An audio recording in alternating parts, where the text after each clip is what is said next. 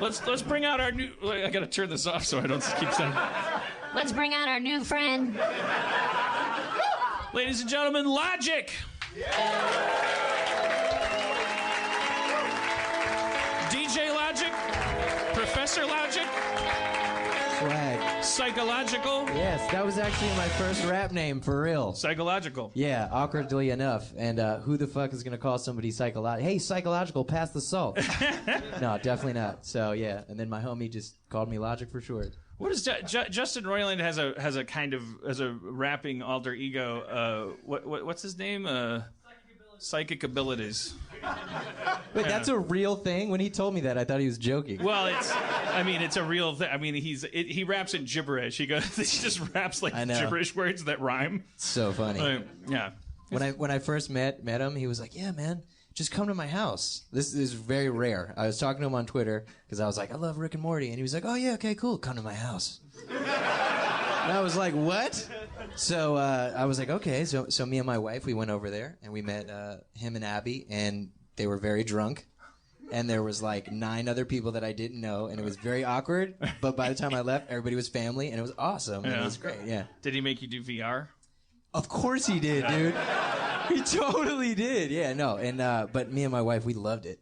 Yeah. Like, yeah, I got to get my setup though. I don't have one. I have like a PC, but I got to get like a real like setup. I have you have to dedicate a room to it in your house if you want to do the Vive. Oculus, the Oculus is lighter weight, but you have to use a gamepad and like you kind of like that's. But I don't know. I can't. It's tough. It's like the VHS beta thing. You don't know what I'm talking about. You're 26. I have no idea what you're talking about. It's the 2 big things. It's like what's going to be the mainstay. DVD, Blu-ray. You might have been around for that. Yes, I know that.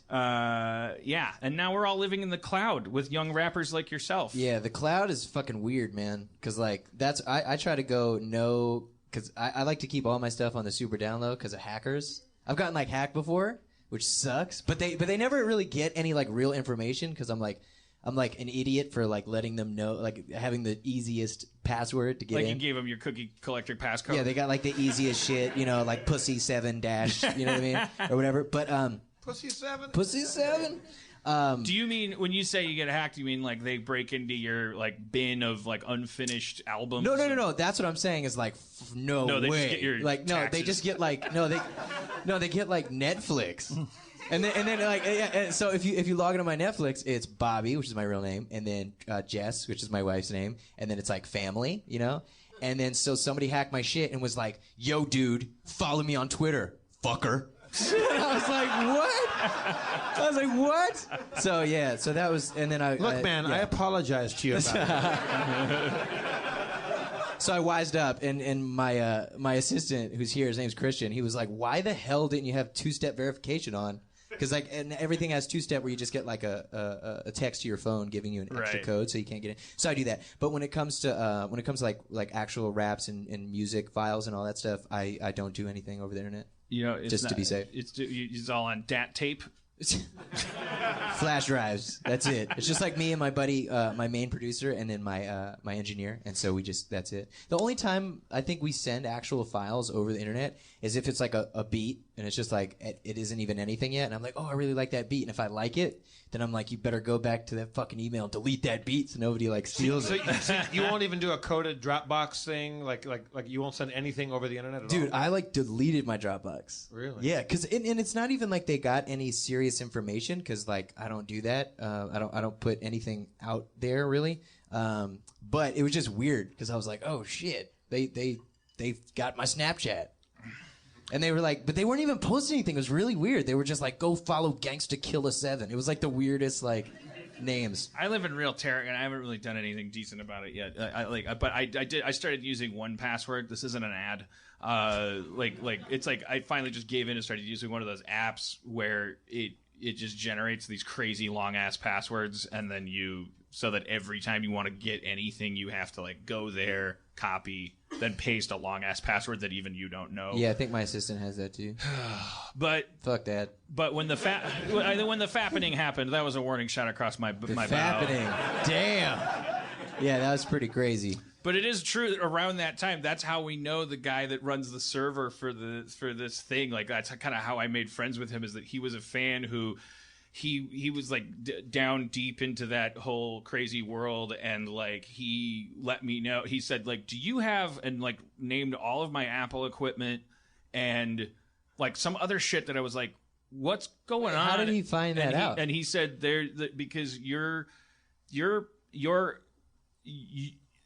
iCloud password, which is so simple, that's how the fappening happened, is that everybody's like iCloud passwords are like the name of their dog, or it's just like password, because no one took mine was really iCloud stupid. seriously. And but iCloud gives you your address book. It's just like it was just and so like I get, because I'm somehow ancillarily, if that's a word, related to like some like someone that was fappeningable.